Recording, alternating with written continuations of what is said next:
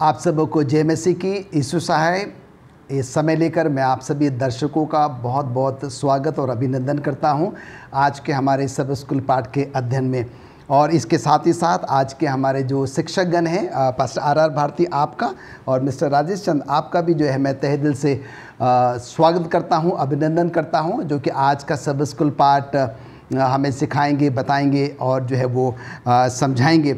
और आइए, इससे पहले कि हम आपके सब स्कूल पाठ में आगे बढ़ें, मैं निवेदन करना चाहता हूं मिस्टर राजेश चंद से कि वो प्रार्थना में हमारी अगुवाई करें। मिस्टर राजेश चंद। ये प्रार्थना करते हैं।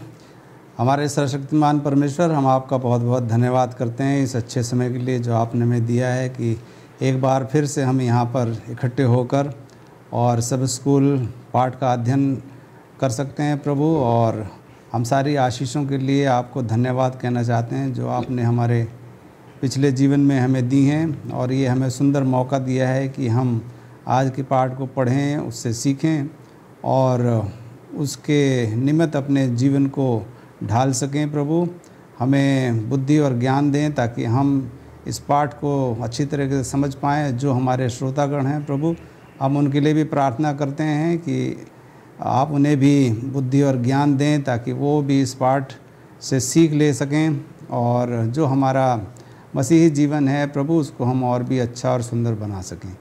हम जब तीनों यहाँ पर बैठते हैं प्रभु, हमें आपकी पवित्र आत्मा की ज़रूरत है प्रभु, और हम आपसे निवेदन करते हैं कि आप हमें पवित्र आत्मा का दान हमें दें ताकि हम सब कुछ आपके रीति के अनुसार कर सकें प्रभु। हम सब गुनहगार हैं प्रभु, हमारे सारे गुनाहों और हमारे अपराधों को क्षमा करें और हमें बुद्धि और ज्ञान दें ताकि हम अपने जीवन को आपके कहे अनुसार चला सकें प्रभु। ये छोटी विनती प्रभु यीशु मसीह के नाम से मांगते हैं, दया से सुने और ग्रहण करें। आमीन। दर्शकों, एक बार फिर से मैं आप सभी का स्वागत करता हूं आज के हमारे सब स्कूल पाठ के अध्ययन में। जैसे कि हम सब जानते हैं कि हम 2022 के इस दूसरे त्रिमास में हैं, और इस पूरे त्रिमास में हम एक बहुत ही अच्छी सुंदर पुस्तक जो कि पुराने नियम की पहली पुस्तक है और जिसका नाम की उत्पत्ति है, जिसमें कि 50 अध्याय हैं और माना जाता है कि जिसके लेखक जो है वो मूसा हैं। और हमने जो है इस पुस्तक का जो है वो अध्ययन शुरू कर लिया है। आज का हमारा जो है वो तीसरा सबत है। पहले सबत में हमने कैसे परमेश्वर ने जो है इस दुनिया को बनाया, मनुष्य को बनाया, उसके बारे में हमने सीखा। और दूसरे सबत में हमने ये सीखा कि कैसे जो है वो पतन आ गया, पाप जो है वो कैसे आ गया। और आज का हमारा जो है वो तीसरा सबत है, और आज के इस तीसरे सबत में हम जो है कैन और उसके अपराध के बारे में जो है वो सीखेंगे। और इससे पहले कि जो है हम अपने सब स्कूल पाठ के अध्ययन में आगे बढ़ें, आइए मैं चाहता हूं कि आप अपनी बाइबलें मेरे साथ खोलें। हम आज के याद वचन को पढ़ना चाहते हैं, और आज का याद वचन हमको मिलता है उत्पत्ति उसका 4था अध्याय और उसका 7वां पद। उत्पत्ति उसका 4था अध्याय और उसका 7वां पद। यहाँ पर इस प्रकार से लिखा है, यदि तू भला करे तो क्या तेरी भेंट ग्रहण न की जाएगी, और यदि तू भला न करे तो पाप द्वार पर छिपा है और उसकी लालसा तेरी ओर होगी और तुझे उस पर प्रभुता करनी पड़ेगी। और जब हम इस आयत को जब हम पढ़ते हैं तो यहाँ पर हम देखते हैं कि ये जो आयत है हमें उन भेंटों के बारे में, उन उपहारों के बारे में जो है वो बताती है कि परमेश्वर जो है किस प्रकार की भेंटों को ग्रहण करता है, उपहारों को क्या करता है, वो ग्रहण करता है। आपको याद होगा कि हमने जो है उत्पत्ति पहले और दूसरे अध्याय में मनुष्य की उत्पत्ति के बारे में अध्ययन किया, और उत्पत्ति तीसरे अध्याय में हमने जो है मनुष्य के पतन के बारे में अध्ययन किया, और उत्पत्ति जो चौथा अध्याय है जो कि आज हम अध्ययन करने जा रहे हैं। और इस चौथे अध्याय में हम खास तौर से जो है उन लोगों के बारे में अध्ययन करेंगे जो कि जिंदा है और या फिर क्या हो जाएंगे, जो वो मर जाएंगे, उनके बारे में हम अध्ययन जो है वो करेंगे। और जब हम उत्पत्ति 3 और 4 अध्याय की जब हम तुलना करते हैं तो कुछ ऐसी बातें हैं, कुछ ऐसे विचार हैं जो हमें क्या करते हैं, पाप के बारे में जो है वो बताते हैं। भूमि पर वो जो श्राप आया उसके बारे में क्या करते हैं, वो हमें बताते हैं। और आज का सब स्कूल पाठ हमें ये भी जो है वो बताएगा कि कैसे एक समय आया जहाँ पर कि हमारे अपने लोगों को क्या करना पड़ा, अपनी जगह अपना घर छोड़ने के लिए जो है वो मजबूर होना पड़ा। और हम ये भी सीखेंगे कि जब आदम और हवा को अदन की वाटिका से जो है वो बाहर निकाल दिया गया और फिर जो है वो कैन का क्या होता है वो जन्म होता है। और हम देखते हैं कि ऐसे समय में आदम और हवा जो है बहुत ही आशा से भरपूर हैं। यहाँ पर आदम हवा को लगता है कि हमारे घर में जो है एक ऐसा मसीहा, एक ऐसा उद्धारकर्ता जो है वो क्या हो गया है, आ गया है, और उनकी खुशी का जो है वो बिल्कुल भी ठिकाना जो है वो नहीं है।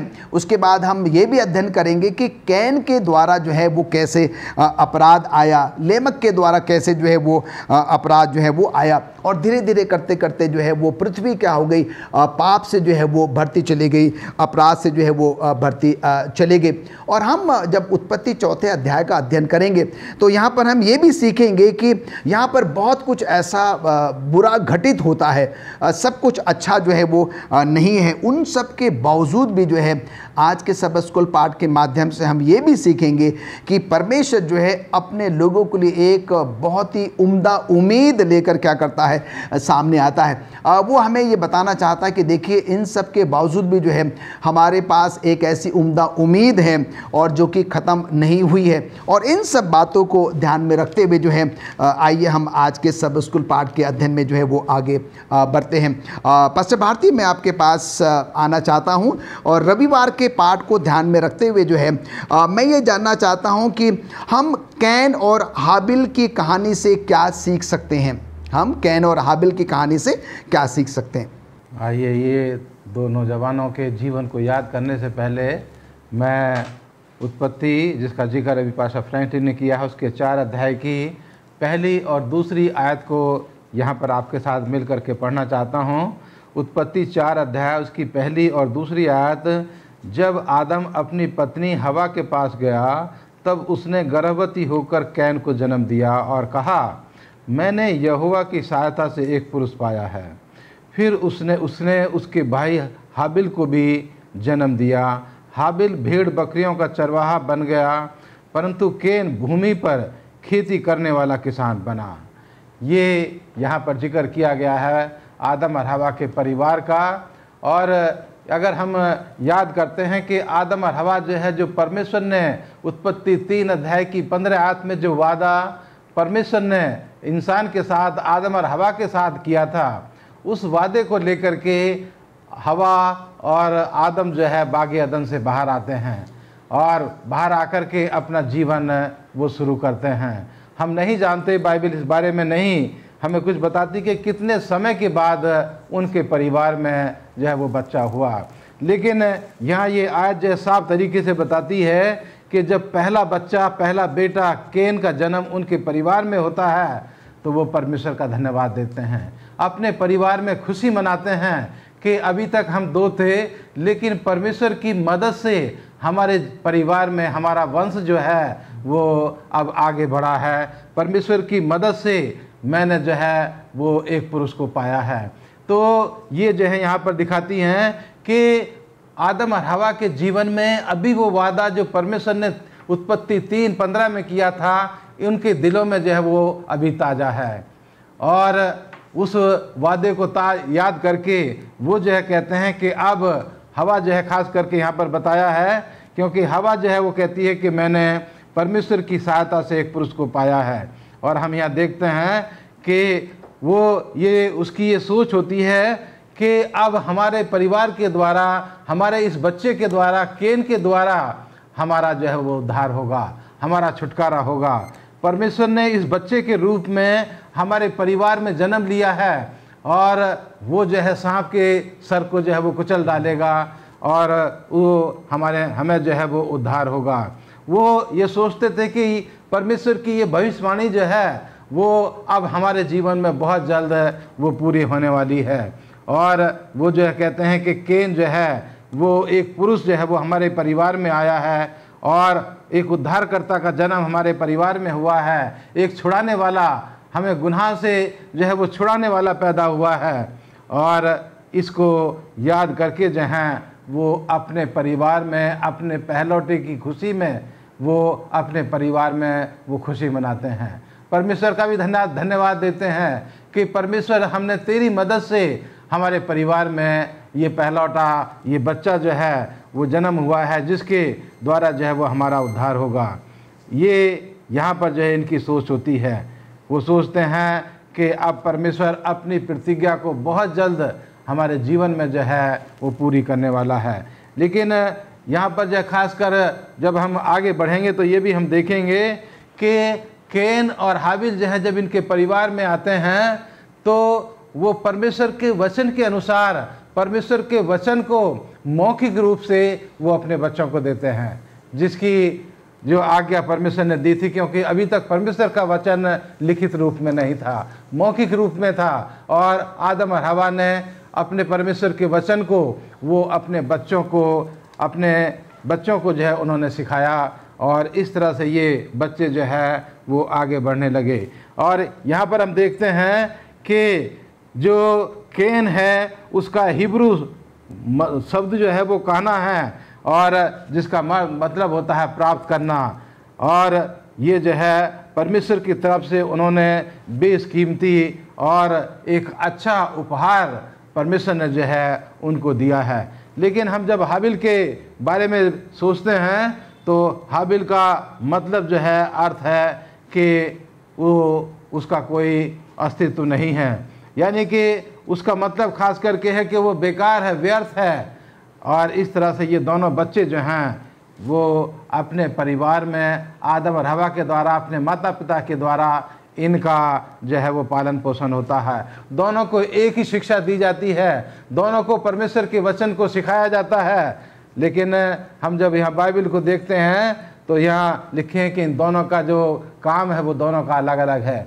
एक बच्चा जो है जो पहलौठा है वो जो है ज़मीन के ऊपर खेती बाड़ी करता है, और दूसरा बच्चा जो है हाबिल जो है वो भेड़ों की देखभाल करता है, भेड़ बकरियों की वो जो है देखभाल करने वाला है। तो इस तरह से इन दोनों नौजवान बच्चों का जीवन जो है अपने परिवार में अपने माता पिता के साथ ये दोनों जो हैं वो आगे बढ़ते हैं। लेकिन हम आने वाले समय में देखेंगे कि एक ही शिक्षा होने के बावजूद भी इनके रास्ते जो हैं वो अलग अलग कैसे हो गए, जो हम आने वाले हफ्तों आने वाले दिनों में जो है हम इसको यहाँ पर सीखने के लिए आज जा रहे हैं। धन्यवाद देते हैं पास्टर भारती इन अच्छे विचारों के लिए जो कि आपने हम सबों के साथ साझा किया। और अब हम जो है वो सोमवार के पाठ में चलते हैं। और मिस्टर राजेश चंद, हम आपसे जानना चाहते हैं कि परमेश्वर जो है वो कैसी भेंटें, कैसे उपहार क्या करता है, वो स्वीकार करता है, वो ग्रहण करता है। आज का जो पाठ है सोमवार का, उसमें 2 भेंटों का जिक्र किया गया है। और जब हम इस पाठ को पढ़ते हैं तो हम उन 2 भेंटों के बारे में जानते हैं। उनसे हमें पता चलता है कि ये दोनों भेंटें क्या थीं। और ये दोनों भाई जो थे कैन और हाबिल, ये निश्चित रूप से एक दूसरे से बहुत अलग हैं। जब हम उनके जीवन को देखते हैं, उनके बारे में पढ़ते हैं, उनका अध्ययन करते हैं, तो हम देखते हैं कि वो दोनों एक दूसरे से बहुत अलग हैं। और उनका नाम भी है वो भी अलग अलग है। जैसा कि अभी पास्टर भारती ने हमें बताया कि कैन या काना, उसका जो अर्थ होता है प्राप्त करना, और एबल मतलब एक बर्बादी, जैसे कि एक श्वास होती है, श्वास एकदम ट्रांजिटरी होती है, तुरंत लेके ख़त्म, उसका अंत हो जाता है, तो ट्रांजिटरी है, एकदम बर्बाद होने वाली चीज़ है। तो इन दोनों के नाम के जो मतलब हैं वो भी अलग अलग हैं। और हम देखते हैं कि हाबिल है वो एक चरवाहा बन जाता है और कैन जो है वो किसान बन जाता है। दोनों ही काम जो हैं ये काफ़ी मुश्किल वाले काम होते हैं। जब हम इन दोनों व्यवसाय को देखते हैं, इन कामों को देखते हैं, किसान को बहुत मेहनत करनी पड़ती है। आज भी हम अगर किसान को देखें तो बहुत ही एक कठिन कार्य है, बहुत मेहनत का कार्य है। और चरवाहा का जो काम है वो भी बहुत कठिन है, क्योंकि उसको भी अपनी पूरी भेड़ बकरियों की देखभाल करनी होती है और हमेशा उनका ख्याल रखना पड़ता है, धूप में, पानी में, गर्मी में, हमेशा चरवाहे को जो है अपनी भेड़ों बकरियों का ध्यान रखना पड़ता है। तो हम देखते हैं कि उनके दोनों के काम अलग अलग थे, उनके नाम भी अलग अलग थे। और एक किसान के तौर पर हम देखते हैं कि कैन को जो मेहनत करनी पड़ती थी और उसके लिए उसे बहुत ताकत की ज़रूरत थी। और एक चरवाहे के रूप में भी हाबिल जो था वो उसको एक शक्तिशाली होने के साथ साथ उसको एक बहुत कोमल हृदय की भी ज़रूरत थी, क्योंकि उसका काम ही ऐसा था, चरवाहे का काम। तो उसको भेड़ों को जो बड़े प्यार से बड़ी कोमलता के साथ उसको रखना पड़ता था। तो उन दोनों के काम जो थे वो भी अलग थे, नाम अलग थे। लेकिन हम देखते हैं कि कैन जो है उसने फलों को उगाया और जो परमेश्वर की तरफ से जो आज्ञा थी हम उसके बारे में अच्छी तरीके से जानते हैं। हाबिल जो था वो भेड़ों की रखवाली करता था और इन दोनों का जो कार्य था वो हमें ये समझने में मदद करता है कि परमेश्वर के पास वो कौन कौन से अलग अलग उपहार लेके आए थे। ये उपहार हमें हर भाई के दिल में अलग अलग भावनाओं को भी दिखाते हैं। कैन का जो उपहार है वो हमें दिखाता है कि वह जो फल उगाता है वो उसके लिए काफ़ी मेहनत करता है, कड़ी मेहनत करता है। और हम जानते हैं कि कोई भी फल या कोई क्रॉप फसल उगाने के लिए बहुत कड़ी मेहनत करनी पड़ती है। तो कैन जो है वो काफ़ी मेहनत करता है, हाबिल जो है वो भेड़ों की रखवाली करता है और बहुत सावधान भी रहता है। और परमेश्वर हम देखते हैं कि जब वो दोनों भेंट लेके आते हैं तो हाबिल की जो भेंट है परमेश्वर उसको स्वीकार करता है और कैन की जो भेंट थी उसे परमेश्वर जो है वो अस्वीकार करता है। क्यों करता है, इसके लिए हम उत्पत्ति किताब उसका 4 अध्याय और 1 से 5 तक पढ़ सकते हैं। और इसका जो अच्छा जवाब हमें मिलता है वो इब्रानियों की किताब उसका 11वां अध्याय और उसके 4थे पद में हमें इसका उत्तर मिलता है। क्यों परमेश्वर ने कैन की जो उपहार था या उसकी जो भेंट थी उसको अस्वीकार किया और हाबिल की जो भेंट थी उसको क्यों स्वीकार किया। यहाँ पर लिखा है, परमेश्वर बिना लहू चढ़ाए पाप को क्षमा नहीं कर सकता। Without the shedding of blood there is no redemption और remission of sins. So Cain और हाबिल को यीशु के लहू में अपना विश्वास दिखाना चाहिए। यीशु भविष्य में उनके पापों को क्षमा करेगा या उनकी कीमत चुकाएगा। कैन और हाबिल को अपनी भेड़ बकरियों में से परमेश्वर को एक एक भेंट देनी चाहिए। उन्हें परमेश्वर के निमित्त उन भेड़ों को लाना चाहिए था जो परमेश्वर के वचन के अनुसार, परमेश्वर की आज्ञा के अनुसार जो पहली भेड़ें थी या जो पहले पैदा हुई थी। और एलन जी वाइट हमें बताती हैं कि परमेश्वर ने कैन और हाबिल को उसके लिए धन्यवाद भेंट लाने की आज्ञा दी थी। सो परमेश्वर ने दोनों भाइयों को ये आज्ञा दी थी कि वो धन्यवाद भेंट लेके आएंगे और किस प्रकार की भेंट लेके आएंगे ये भी उन्हें बता दिया गया था। लेकिन कैन ने परमेश्वर की आज्ञा को नहीं माना। परमेश्वर की आज्ञा के अनुसार ये भेंट उनकी फसलों का पहला पका हुआ फल होना चाहिए। लेकिन हम देखते हैं कि जब हम पढ़ते हैं उत्पत्ति किताब उसका 4था अध्याय और 3 और 4थे पद में हमें इसका उत्तर मिल जाता है कि उसकी जो भेंट थी वो स्वीकार क्यों नहीं हुई थी। तो कैन जो था वो कुछ अन्न उसने जो भूमि से उगाया था उसको लेके आया। कुछ अन्न मतलब कि वो पहला पका हुआ अन्न नहीं हो सकता या पहला पका हुआ फल उसकी मेहनत का फल जो था वो पहला फल या पहला पका हुआ फल या फसल नहीं था। कुछ मतलब कहीं कभी भी वो लेके आया। उत्पत्ति किताब में हमें ये पढ़ने को मिलता है, कुछ अन्न जो उसने भूमि से उगाया था वो लेकर आया। कैन ने परमेश्वर की आज्ञा नहीं मानी। तो इस कहानी से हमें 2 अलग अलग शिक्षाएं मिलती हैं। पहली शिक्षा तो कि किस प्रकार से हम बचाए जाते हैं। हाबिल का जो उपहार है वो हमें दिखाता है कि हम परमेश्वर की दया से बचाए गए हैं। और कैन का उपहार है ये हमें एक झूठी शिक्षा देता है कि हम अपने अच्छे व्यवहार से खुद को बचा सकते हैं। तो ये जो धारणा है, ये जो विचार है, ये बिल्कुल गलत है। कैन और हाबिल जो हैं उपहार के शब्द चित्र हैं। जो उनकी जो भेंट वो लेके आते हैं वो शब्द चित्र हैं। लेकिन हमें ये याद रखना चाहिए कि उपहारों का अपना कोई मूल्य नहीं होता। परमेश्वर की आज्ञा जो है वो सर्वोपरि है। हमें परमेश्वर की आज्ञा को मानना चाहिए। हम अपने से कुछ लेके आएँ और जो परमेश्वर ने जिसको नहीं बताया तो उससे परमेश्वर खुश नहीं होगा। जब परमेश्वर की आज्ञा को हम मानेंगे तभी परमेश्वर हमसे खुश होगा। वे हमें परमेश्वर को दिखाते हैं, जो उपहार हैं वो परमेश्वर को दिखाते हैं, जो हमारी व्यक्तिगत ज़रूरतों का ख्याल रखता है और हमें बचाता है। और इसके लिए हम मीका की किताब उसका 6वां अध्याय और 7वें पद को भी पढ़ सकते हैं। यशायाह की किताब में भी इसका जिक्र है, हम उसको पढ़ सकते हैं।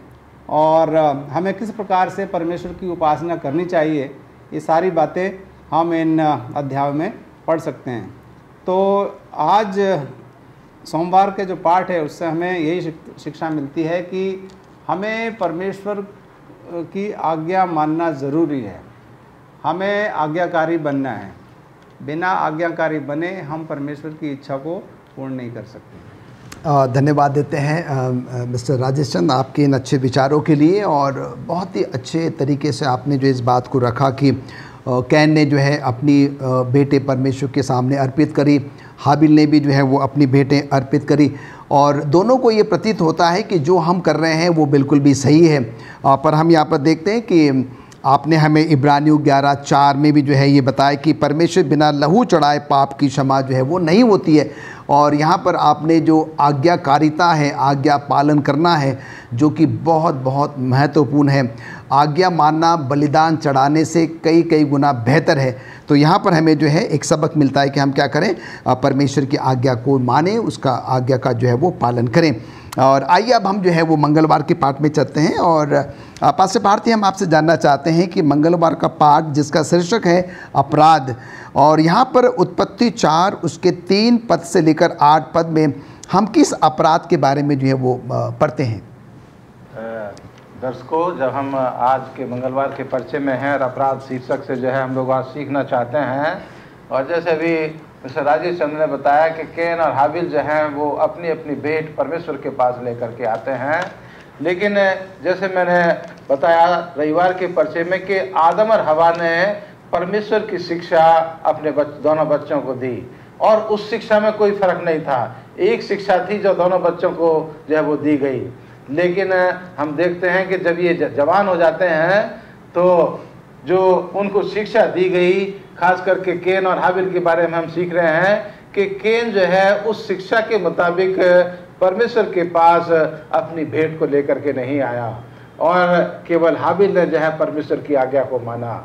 और यहाँ हम जब भेंटों के बारे में सीख रहे हैं तो कैन जो है यहाँ पर सोचता है कि ये मेरा जो उपहार है वो परमेश्वर के लिए है, लेकिन हाबिल जो है ये सोचता है कि ये परमेश्वर का उपहार है जो मेरे लिए है। इसमें दो बातें हैं। कैन सोच रहा है कि मेरा उपहार है वो परमेश्वर के लिए है, लेकिन हाबिल जो है वो सोच रहा है कि ये परमेश्वर का उपहार है, परमेश्वर का तरीका है जो मुझे बचाने के लिए परमेश्वर ने किया है। और कैन जो है वो अपने तरीके से अपने आप को बचाने की कोशिश करता है, यहाँ ये भी दिखाता है। लेकिन हम जब हाबिल के बारे में सोचते हैं तो हाबिल जो है परमेश्वर के तरीके से उद्धार प्राप्त करने की कोशिश करता है। और इन दोनों नौजवानों के जीवन के द्वारा जो है जब हम सीख रहे हैं, आगे बढ़ते हैं तो देखते हैं कि जो परमेश्वर के वचन के अनुसार अपना जीवन व्यतीत नहीं करता वो गलत रास्ते पर चला जाता है।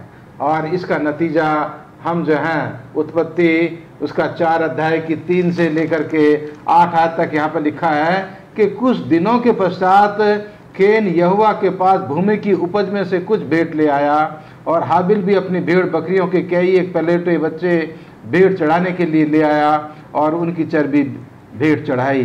तब यहोवा ने हाबिल और उसकी भेंट को तो ग्रहण किया, परंतु कैन और उसकी भेंट को उसने ग्रहण ना किया।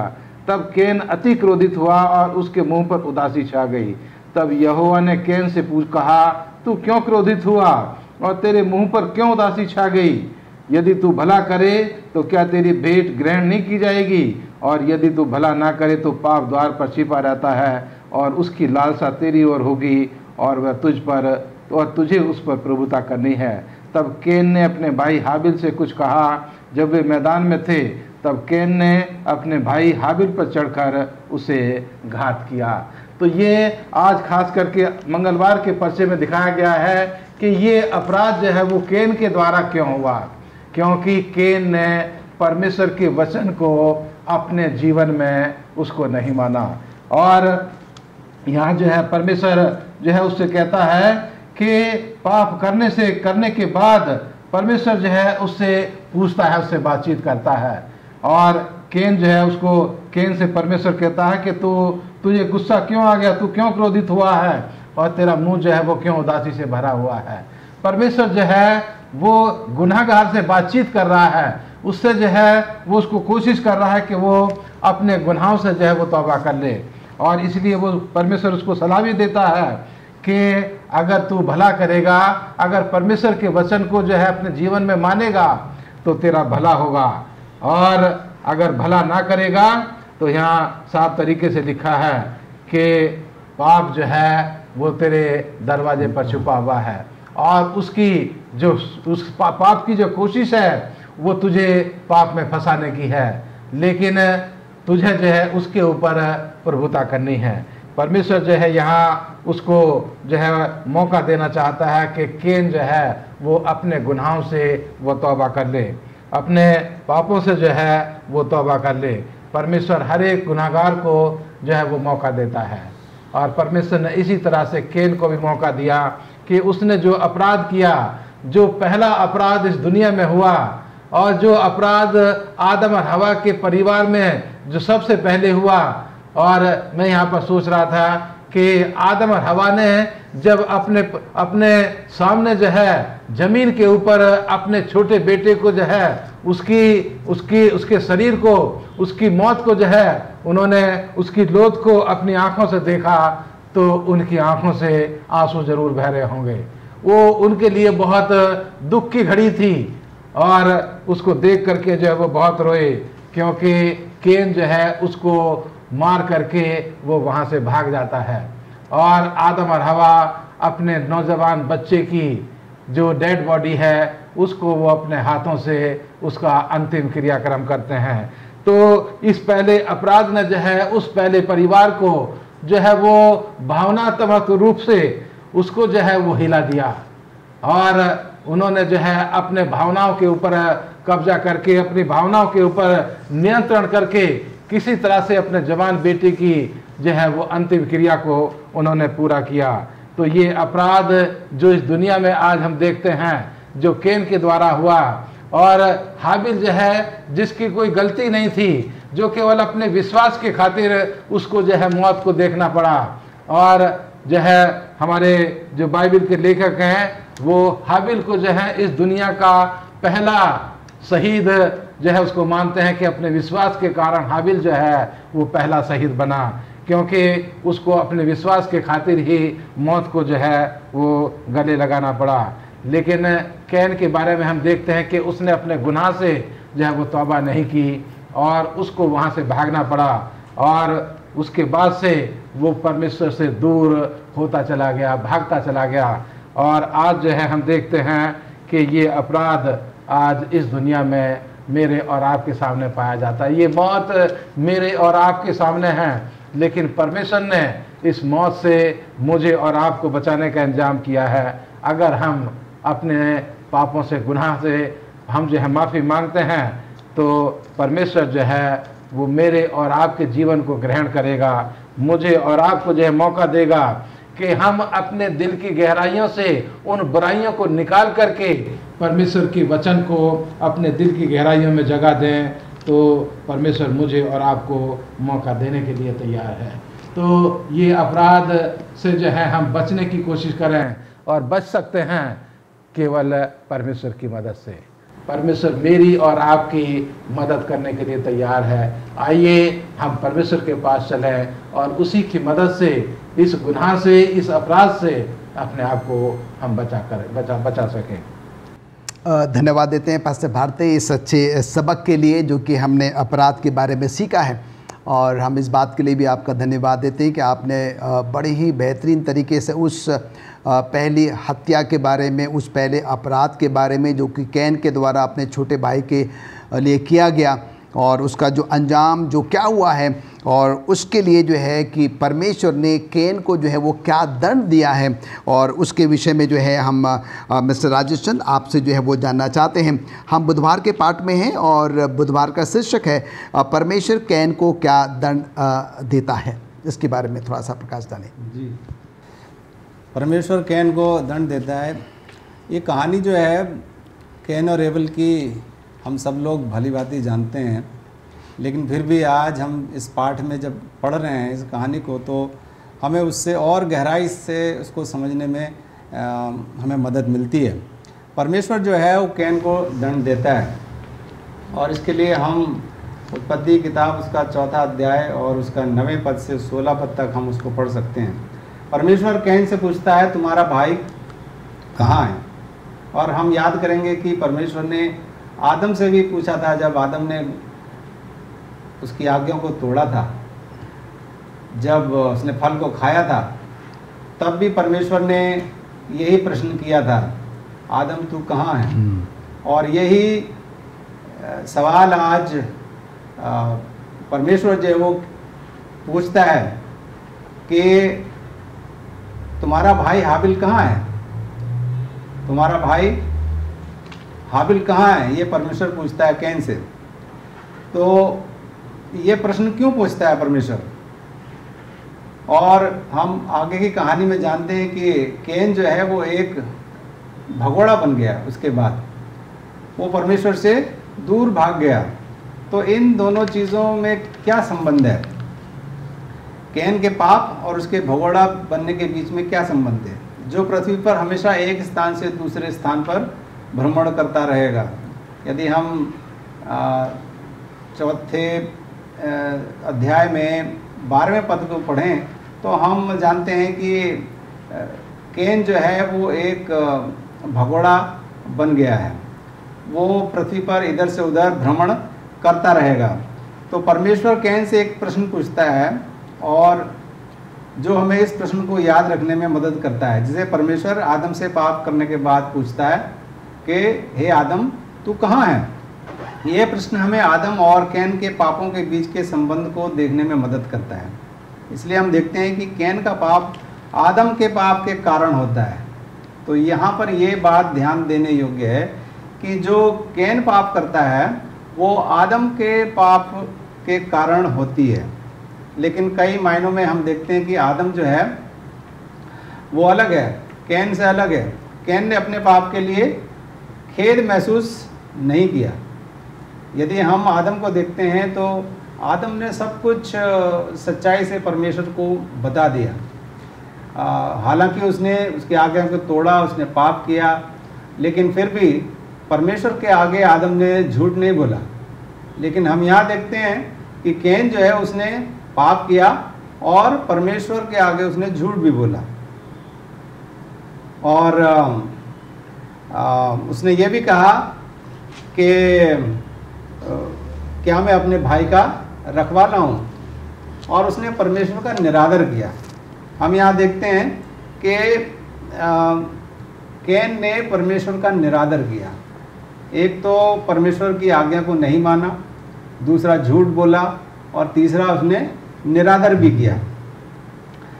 जब परमेश्वर कहता है कि तेरे भाई का लहू भूमि से मेरी ओर चिल्लाकर मेरी दुहाई दे रहा है, बेशक हम जानते हैं कि खून चिल्ला नहीं सकता है, ये एक शब्द चित्र मात्र है, लेकिन हमें ये देखने में मदद करता है कि परमेश्वर जो है वो अपराध के विषय में सब कुछ जानता है। परमेश्वर को पहले से पता था, जिस प्रकार से परमेश्वर को पहले से पता था कि आदम ने क्या किया है, फिर भी आदम से प्रश्न करता है परमेश्वर कि तू कहाँ है, तूने क्या किया है। और यही प्रश्न कैन से भी करता है। कैन परमेश्वर से कहता है कि मैं तेरी दृष्टि की आड़ में रहूँगा, मैं तेरी दृष्टि की आड़ में रहूँगा। ये भी एक शब्द चित्र है। ये हमें वह सज़ा दिखाता है जो कैन को मिलने वाली है। कैन और अब नहीं रहेगा, पृथ्वी पर भटकने वाला भगोड़ा रहेगा। कैन को ये सज़ा इसलिए मिलती है क्योंकि उसने, हम जानते हैं कि उसने हाबिल का कत्ल किया था, उसको मारा था। अब परमेश्वर उसके निकट नहीं रहेगा, इसलिए कैन जो था वो बहुत डर गया था। वो ये डर गया था कि वो परमेश्वर से दूर हो जाएगा और अब उसे कोई मार डालेगा। इसलिए इसी कारण यहोवा ने उससे कहा, जो कोई कैन को घात करेगा उससे 7 गुना बदला लिया जाएगा। जो भी कैन को मारने की कोशिश करेगा या घात करेगा उसके साथ, उसको 7 गुना बदला लिया जाएगा। और उसके लिए कैन को एक चिन्ह दिया गया था। लेकिन हम इस चिन्ह के बारे में ज़्यादा नहीं जानते हैं, क्योंकि बाइबल हमें इसके बारे में कुछ ज़्यादा विस्तार से नहीं बताती है। लेकिन कैन को एक चिन्ह दिया गया था। ये चिन्ह या निशान जो भी कुछ था, ये हमें दिखाता है कि परमेश्वर कैन पर दया दिखाता है। हालांकि हम देख रहे हैं, कहानी को पूरी तरीके से समझ रहे हैं कि कैन ने अपने भाई का कत्ल किया, उसको मार के ज़मीन में गाड़ दिया, लेकिन परमेश्वर जो है वो अभी भी दयावान है कैन के ऊपर। वो उसके ऊपर दया दृष्टि रखता है। परमेश्वर के चेहरे से कुछ भी छुपा नहीं है, हम चाहे कुछ भी कर लें। कैन को ये गलत उसकी धारणा थी कि परमेश्वर नहीं जान पाएगा, उसने उसको ज़मीन के अंदर दबा दिया मार के। लेकिन परमेश्वर तो परमेश्वर है, वो सब कुछ जानता है, उससे कुछ भी छुपा नहीं है, वह सब कुछ देख सकता है। उसी समय हम कैन के समान उससे दूर होने का चुनाव भी करते हैं। जब कुछ हम गलत कर लेते हैं तो हम भी कभी कभी कैन के मुताबिक, उसके अनुसार ही परमेश्वर से छुपाने की कोशिश करते हैं, उससे दूर हो जाने का हम चुनाव करते हैं। तो एकमात्र तरीका क्या है जिससे हम पापी होने के नाते ऐसा करने से बच सकते हैं? हमें सिर्फ परमेश्वर की आज्ञाकारी बनना है। यदि हम परमेश्वर की आज्ञा को मानेंगे तो हम पाप में नहीं गिरेंगे। यदि हम परमेश्वर से दूर हो जाएंगे, परमेश्वर के वचन को नहीं मानेंगे, उसकी आज्ञाओं का पालन नहीं करेंगे, तो हम कह सकते हैं कि हम पाप में गिर सकते हैं। तो इसलिए आज का जो बुधवार का जो पाठ है, हमें उससे यही शिक्षा मिलती है कि हमें परमेश्वर की आज्ञाओं को मानना है, चाहे वो आज्ञाएं हमें कितनी भी कठिन लगें, लेकिन हमें परमेश्वर के द्वारा दी गई आज्ञाओं को पूरी तरीके से मानना है। कभी भी परमेश्वर ये ना सोचें कि हम परमेश्वर से कुछ छुपा सकते हैं, क्योंकि परमेश्वर सब कुछ जानता है। धन्यवाद देते हैं मिस्टर राजेश चंद आपके इस अच्छे विचारों के लिए, जो आपने हमें ये समझाया है कि कैन ने जो अपने छोटे भाई हाबिल की हत्या करी थी, उसका कत्ल किया था, और उसको जो है परमेश्वर ने क्या क्या दंड दिया। और हम ये भी जानते हैं कि फिर क्या हुआ कि परमेश्वर ने क्या क्या उसको ये भी बताया कि परमेश्वर जो है वो कैसे उस पर क्या हो रहा है, वो दयावान जो है वो हो रहा है। और आइए हम जो है वो बृहस्पतिवार के पाठ में चलते हैं। और पास्टर भारती, मैं आपसे जानना चाहता हूँ कि कैन का अपराध किस प्रकार पृथ्वी पर बुराई और पाप को बढ़ा देता है। हम बृहस्पतिवार के पाठ में हैं, इस पर थोड़ा प्रकाश डालें। हम लोग अभी कैन के जीवन के बारे में सीख रहे हैं, और अभी हमने सीखा है मिस्टर राजेश चंद के द्वारा कि वो जो है, जो परमेश्वर उससे सवाल पूछता है, तो कैन जो है उस सच्चाई को वो परमेश्वर के सामने कहता है कि मैं नहीं जानता कि वो कहाँ है, क्या मैं उसका रखवाला हूँ। जबकि सच्चाई ये थी कि कैन जानता था कि हाबिल कहाँ है, और ये सच्चाई थी कि बड़ा भाई होने के नाते कैन जो था वो अपने छोटे भाई का रखवाला था। तो ये जाने अनजाने में कैन जो है वो परमेश्वर के सामने इस सच्चाई को वो रख देता है। लेकिन दुख की बात ये है कि उस सच्चाई को वो अपने जीवन में अमली जामा नहीं पहनाता, और वो जो है अपराध करने के बाद वो जो है वो उस अपराध में और बढ़ता जाता है। वो अपराध उसके जीवन में वो बढ़ता जाता है, और उस अपराध की वजह से उसका जीवन परमेश्वर से और दूर होता चला जाता है। और ये जो है आज हम देखते हैं कि कैन और उसके परिवार के द्वारा ये अपराध जो है और बढ़ता चला गया और ख़राब होता चला गया। और जो कैन का परिवार जब आगे बढ़ा तो हम लेमेक के बारे में पढ़ते हैं, जो कैन का पोता था, कि वो भी जो है वो अपने जीवन के द्वारा अपराध करता है, वो भी जो है वो गुनाह करता है। लेकिन यहाँ जो है खास बात जो हमें आज सीखने के लिए मिली है कि केन भी जो है वो केन की तरह, केन तो यहाँ जो हम लिखा है कि केन से परमेश्वर बात करता है, उसको मौका देता है, और केन के परिवार को भी ये मौका दिया जाता है। लेकिन लेमेक के बारे में लिखा है कि वो जो है अपराध करने के बाद वो अपने अपराध की जो है वो बहुत बड़ाई करता है। यानी कि यहाँ पर ये बताने की कोशिश की गई है कि केन का पोता लेमेक जो है वो जानबूझ करके अपने होशो हवास में वो अपराध को करता है, लेकिन केन जो है वो गुस्से में होकर के अपने होशो हवास को खो देता है, फिर वो अपराध करता है। और यहाँ पर लिखा है कि केन को जो है परमेश्वर ने ये श्राप दिया कि उसको जो है उसको 7 गुना उसका बदला मिलेगा, लेकिन यहाँ लेमेक के लिए लिखा है कि उसको 7 का 77 बाद उसका बदला लिया जाएगा। तो यहाँ दिखाते हैं कि जो केन का परिवार है वो दुष्टता में, पाप में वो और बढ़ता चला जाता है, परमेश्वर से और दूर होता चला जाता है। लेकिन परमेश्वर जो है वो आदम और हवा को एक और मौका देता है कि उनके परिवार में एक और बेटे का जन्म जो सेत के रूप में उनके परिवार में आया। परमेश्वर जो है अपने उस वादे को इस बच्चे के द्वारा, इस सेत के द्वारा वो जो है पूरा करना मांगता है कि परमेश्वर ने जो वादा किया है वो परमेश्वर इस सेत के द्वारा जो है परमेश्वर अपने वादे को इस दुनिया के लोगों के लिए, आदम और हवा के लिए वो उम्मीद देता है कि परमेश्वर का जो अक्ष है, परमेश्वर का जो एक भाग है वो आदम और हवा के जीवन में जो है वो अब इस सेत के रूप में जो है वो जन्म लेता है। और परमेश्वर जो है वो यहाँ पर बताया गया कि वो जो है हाबिल के जगह पर एक और बच्चे को सेत के रूप में इस आदम और हवा के परिवार में उसका जन्म होता है। और यहाँ आगे हम देखते हैं कि एक तरफ उम्मीद है जो परमेश्वर मानव जाति को दे रहा है, और एक तरफ है कि अपराध जो है, गुनाह जो है वो बढ़ता जा रहा है। लेकिन दोनों में क्या फ़र्क है कि जो परमेश्वर से दूर होते चले जाते हैं वो अपराध में बढ़ते चले जाते हैं, वो गुनाह में और गहराई से वो जो है गिरते चले जाते हैं। लेकिन जो परमेश्वर के वादों को याद करते हैं वो परमेश्वर जो है वो उस वायदे में परमेश्वर उनको मजबूत करता चला जाता है।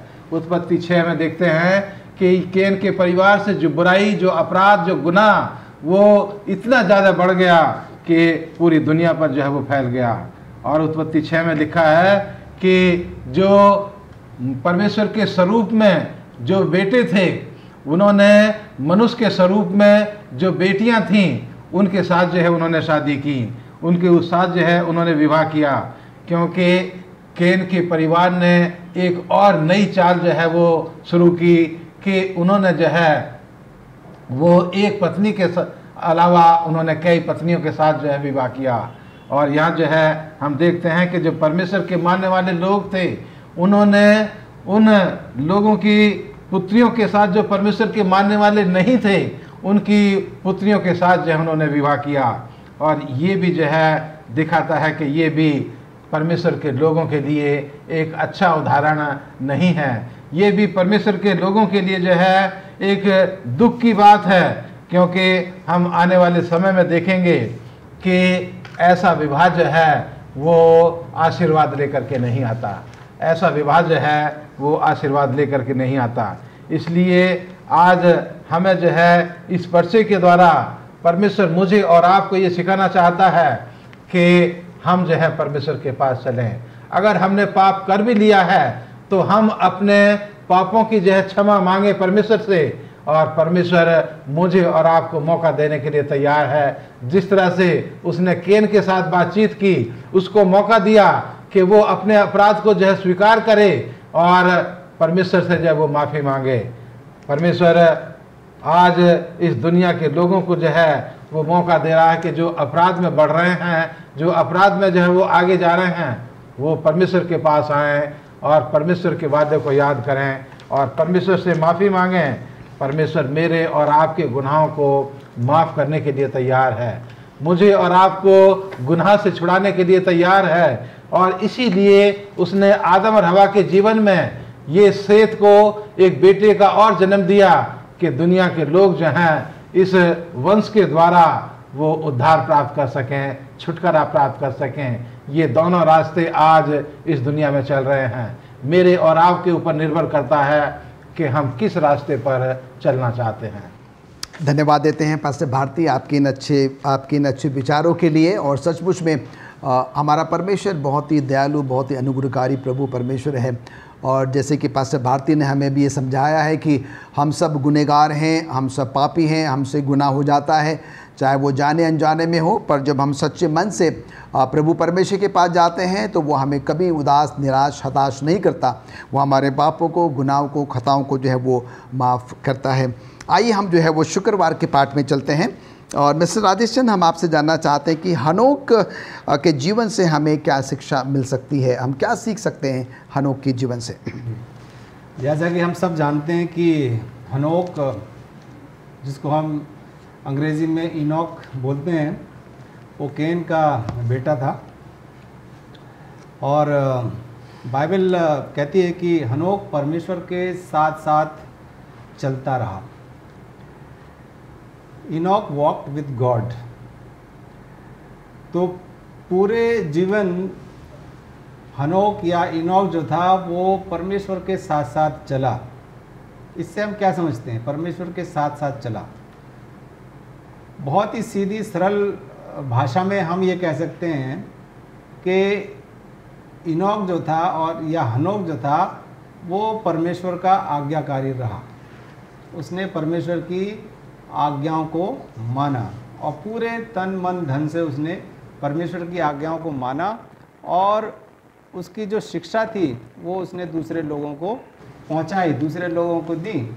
यहाँ तक कि उस जगह, उस नगर या उस देश में भी उसने प्रचार किया जहाँ पर केन जो है वो भाग के गया था।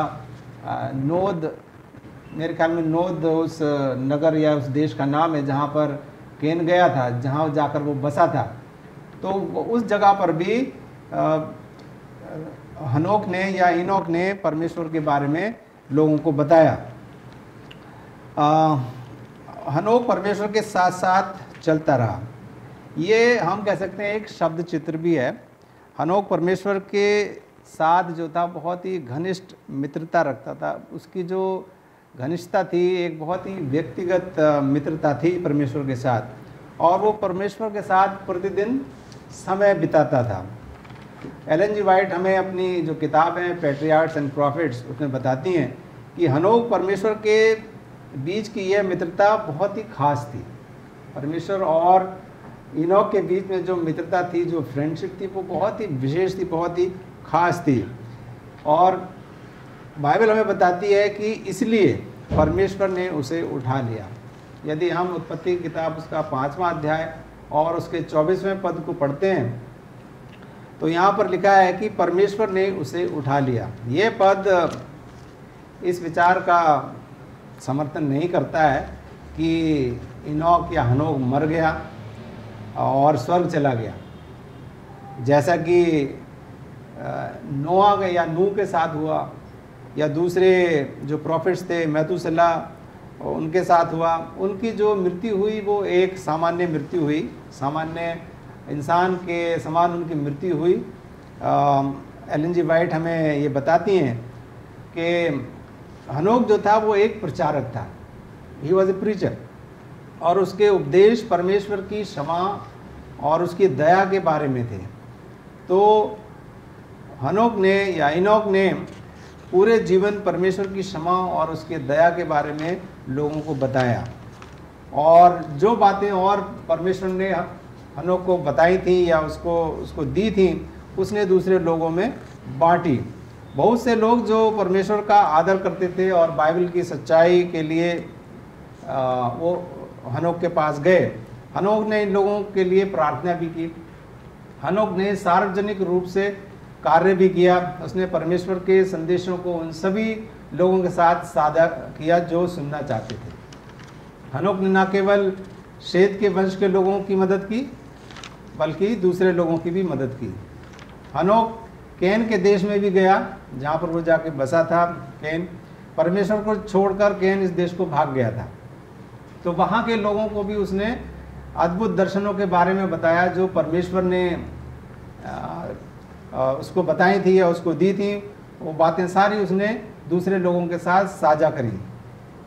देखो, प्रभु अपने लाखों पवित्रों के साथ आया कि सबका न्याय करे और सब भक्तिहीनों को उनके अभक्ति के सब कामों के विषय में जो उन्होंने भक्तिहीन होकर किए हैं और उन सब कठोर बातों के विषय में जो भक्तिहीन पापियों ने उनके विरोध में कही हैं, दोषी ठहराएगा।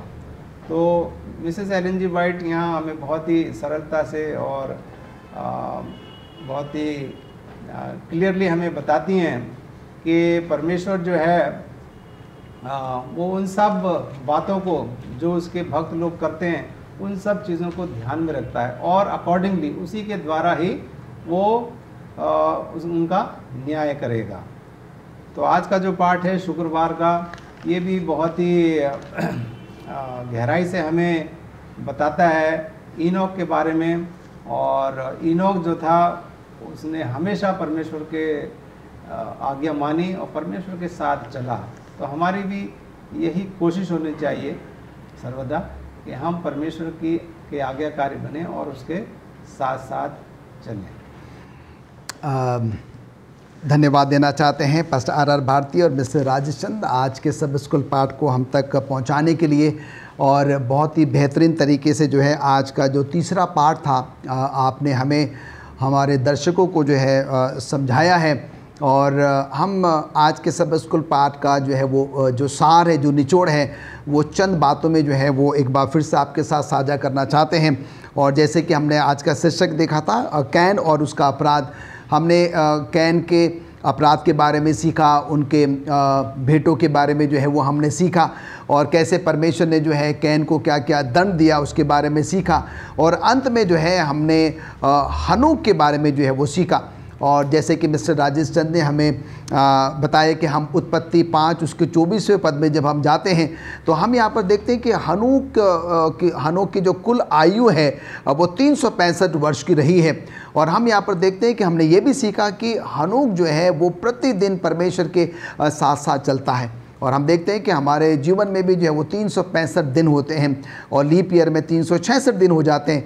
हमें भी ये सलाह दी जाती है कि हम क्या करें, प्रतिदिन हनोक के समान प्रभु परमेश्वर के साथ जो है वो चलें। और पास्टर भारती ने जो है एक बात बहुत ही अच्छी बात हम तक पहुंचाई थी और वो ये है कि हमसे पाप होता है, हमसे गुनाह होता है, हमसे खताएं होती हैं, पर जब हम सच्चे मन से प्रभु परमेश्वर के पास जाते हैं वो हमारे पापों को, गुनाहों को, खताओं को क्या करता है, वो माफ़ करता है। अजीज़ों दर्शकों, ये मेरा विश्वास है कि आज का सब स्कूल पाठ हम सबों के लिए एक बहुत ही बड़ी आशीष का कारण बना होगा और आज हमने बहुत कुछ जो है वो सीखा होगा। तो परमेश्वर आपको और हम सबको बहुत से आशीष बरकत दे और हम सबों को जो है अपने उस स्वर्गीय घर के लिए जो है वो तैयार करें कि जब हम इन सब स्कूल पाठ को सुनते हैं, पढ़ते हैं, सीखते हैं, समझते हैं तो हम सिर्फ इसको पढ़ने वाले नहीं, सुनने वाले नहीं, पर इसको अपने जीवन में उतारने वाले बने, उसका अनुसरण करने वाले बने। और तभी जो है ये क्या होगा, हम सबों के लिए एक बहुत बड़ी आशीष का कारण बनेगा।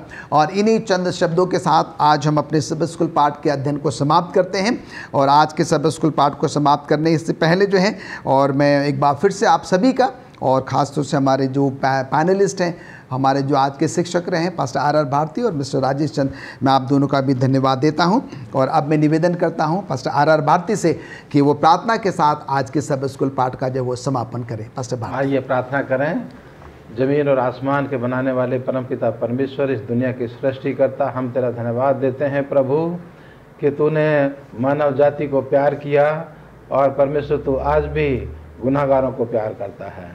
तू पाप से नफरत करता है, पाप से घृणा करता है, लेकिन पापी को प्यार करता है।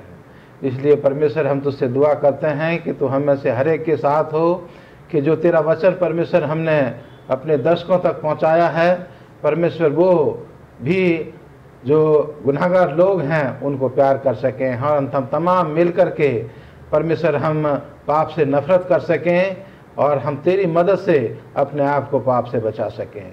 परमेश्वर तुझसे प्रार्थना करते हैं कि तू हमारे तमाम दर्शकों के साथ हो, उनको आशीष दे, अपने वचन को समझने की, अपने वचन को अपने जीवन में परमेश्वर अमली जामा पहनाने की, अनुसरण करने की शक्ति और सामर्थ परमेश्वर तेरी तरफ से मिले, जिससे कि परमेश्वर तेरा वचन दुनिया के हर एक व्यक्ति तक पहुंच सके, दुनिया के हर एक पापी को मौका मिल सके और वो तुझे अपना मुक्तिदाता ग्रहण कर सके।